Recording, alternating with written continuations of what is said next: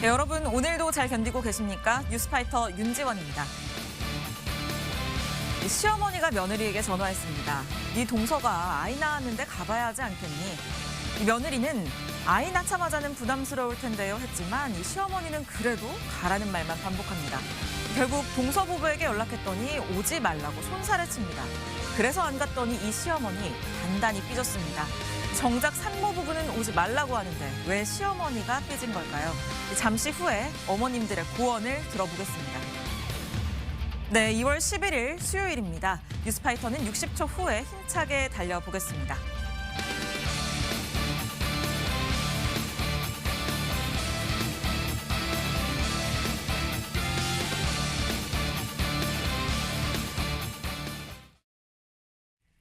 네, 먼저 오늘 함께 하실 분들 소개하겠습니다. 유인경 시사평론가, 최진봉 성공회대 교수, 최진영 변호사, 하재근 사회문화평론가, 손정혜 변호사 나와 계십니다. 어서 오세요. 네, 안녕하세요. 네, 오늘도 바쁘게 흘러가는 지구촌 소식으로 문을 열어보겠습니다. 하재근 평론가님, 오늘 처음으로 가볼 곳 어딜까요? 네, 미쿡으로 가보겠습니다. 요즘 우리나라도 추워서 여러 가지 사건, 사고들이 벌어지고 있는데 미국도 그렇거든요. 네. 최근에 미국의 워싱턴 DC 한 대학교에서 깜짝 놀랄 만한 사건이 벌어졌다고 합니다. 어떤 일이 벌어졌는지 영상으로 보시겠습니다. 학생 식당 천장에서 시커먼 물이 콸콸콸콸 어머나. 쏟아집니다. 식사를 하기 위해 학생들이 모였는데 갑자기 식당 천장에서 물이 저렇게 쏟아지는 바람에 한바탕 소동이 일었습니다. 천장에서 떨어진 물은 바닥과 집기를 흥건히 적셨고 학생들은 놀라서 황급히 대피했는데 사고 직후에 식당은 즉시 폐쇄됐고 다행히 다친 사람은 없었다고 합니다. 아니, 최진봉 교수님, 네. 미국에서 교수 생활 하셨잖아요. 네네.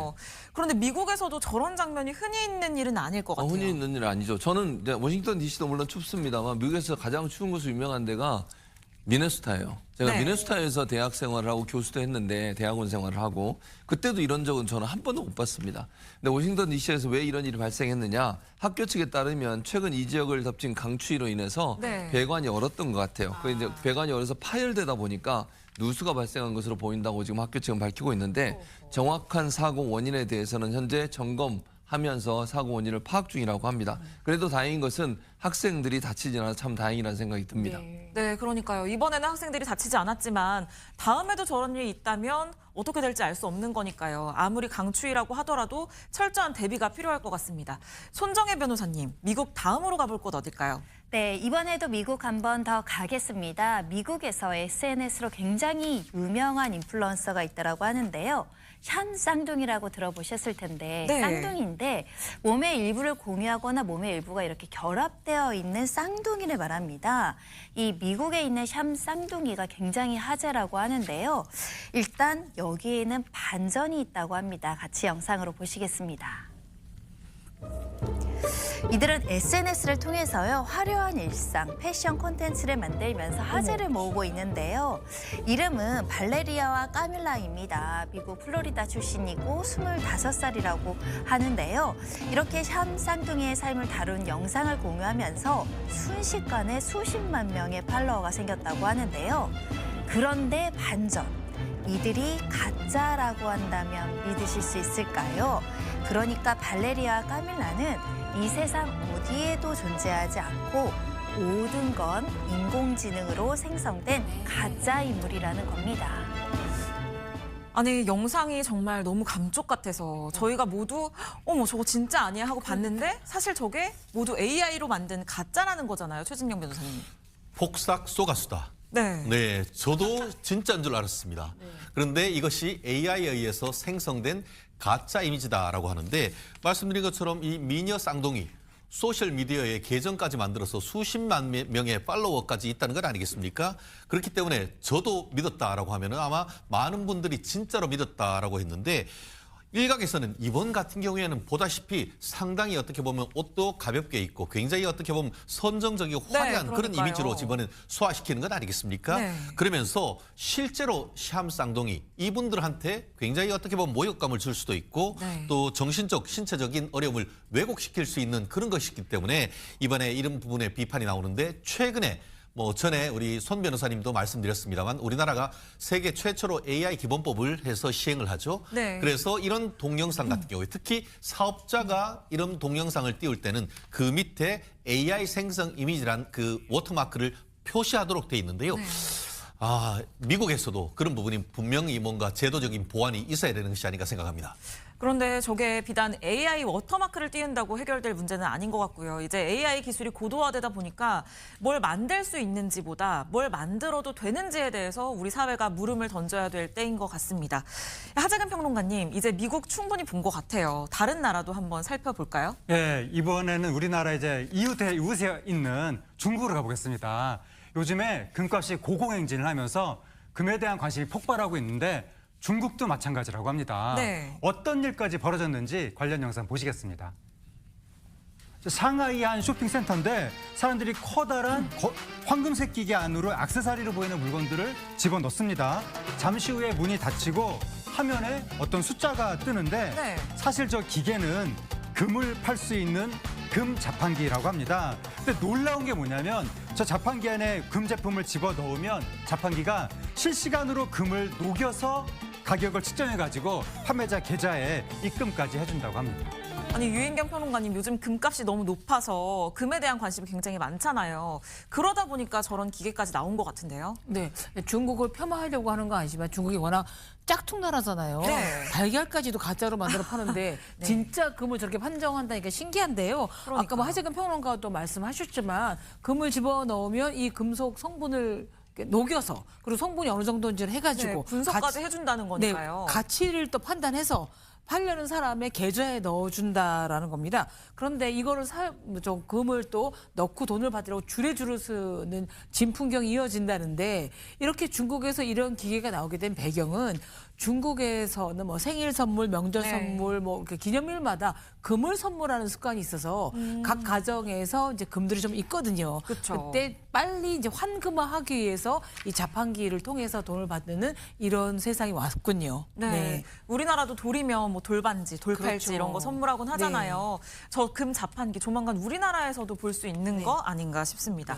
손정혜 변호사님, 다음으로 가볼 곳은 어딜까요? 바로 태국입니다. 어느 날과 똑같은 출근길이었다고 하는데요.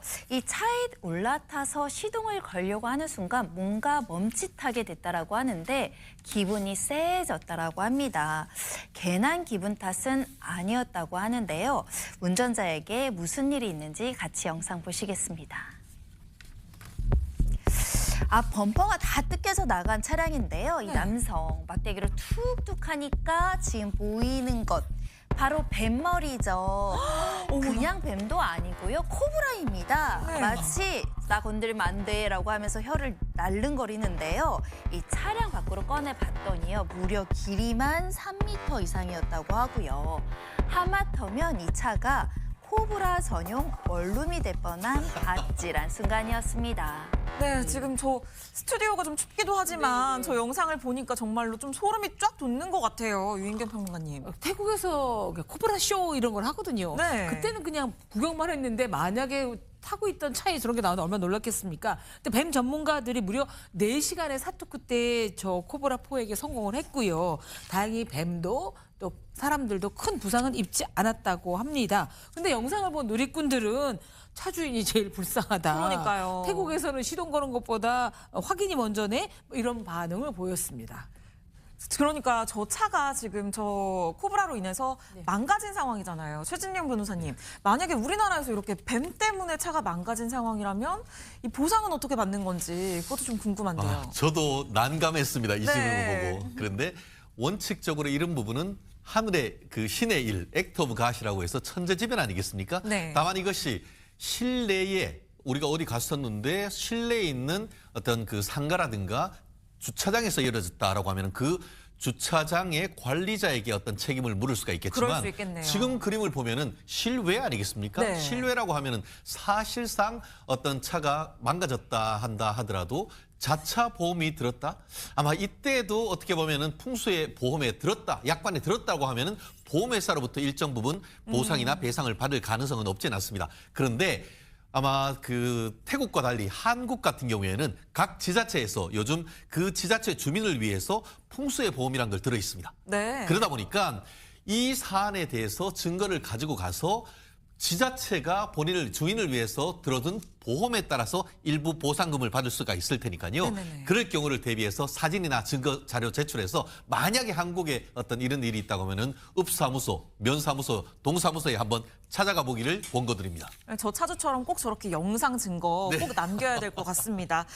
사람뿐 아니라 뱀도 정말 놀랐을 것 같은데요. 그래도 다친 사람이 없다고 하니까 모두 무사하다고 하니까 정말 다행입니다. 하정현 평론가님, 오늘 세계여행 이 마지막 종착지 어딘지 소개해 주시죠. 네, 오늘의 종착지는 현재 올림픽 열기로 뜨거운 이탈리아입니다. 이탈리아의 어느 고속도로의 한복판에 현금송 차량을 노린 강도들이 나타났다고 합니다. 네. 그 모습 어땠는지 영상으로 보시겠습니다. 고속도로를 막아선 강도단의 모습입니다. 복면과 소총으로 무장한 강도단 뒤로 현금송차가 멈춰서 있는데 잠시 후에 현금송차에서 펑하는 소리와 함께 큰 폭발이 일어납니다. 바로 현금 탈취를 위해서 강도단이 공격을 한 거였습니다. 아니, 최진봉 교수님, 네. 지금 저게 이 도로에서 실제로 벌어진 일이잖아요. 그렇습니다. 실제로 벌어진 일이고요. 너무 영화 같은 모습이잖아요. 근데 네. 실제 있었던 일인데 강도단이 저렇게 차량 내부에 접근을 했다고 그래요. 그런데 도난 방지 시스템이 내부에도 장착돼 있었던 거예요. 그래서 네. 현금에는 탈취하는 걸 실패했습니다. 잘된 일이죠. 참 나쁜 일을 하려고 하니까 이런 일이 벌어지는 거예요. 근데요, 대낮에 간큰 범행을 저지른 저 강도단들 현금 수송차 주위에 훔친 차량을 배치한 뒤에요. 그러니까 다른 차량이 못 가게. 그리고 불을 질러서 도로를 차단했고 차량 위협에 경광등을 설치해서 마치 경찰인 것처럼 위장을 한 거예요. 네. 그러니까 이제 차가 멈추게 되니까 멈춘 차에서 현금을 탈취하기 위해서 폭발까지 하게 된 건데 그리고 나서 그 출동한 경찰이 저 소리를 듣고 출동을 했지 않겠습니까? 네. 총격전까지 벌어졌다고 그래요. 그리고 다행히 인명피해는 발생하지 않았다고 하는데 경찰은 헬기를 동원해서 추격전을 벌였고요. 추격전 끝에 용의자 2명을 검거했고 나머지 일당이 뒤를 쫓고 있는 상황이라고 합니다. 대담한 범행만큼이나 이 보안 시스템도 정말 고도화되고 있는 것 같은데요. 나머지 범인들도 반드시 빠른 시일 내에 잡히기를 좀 기도해 보겠습니다. 여러분과 함께한 뉴스파이터 지금 시간 6시 3분을 지나고 있습니다. 저희가 준비한 다음 소식으로 이어가 보겠습니다. 여러분과 함께한 뉴스파이터 오늘 저희가 준비한 소식은 여기까지입니다. 저희는 내일 오후 5시 50분에 다시 찾아오겠습니다.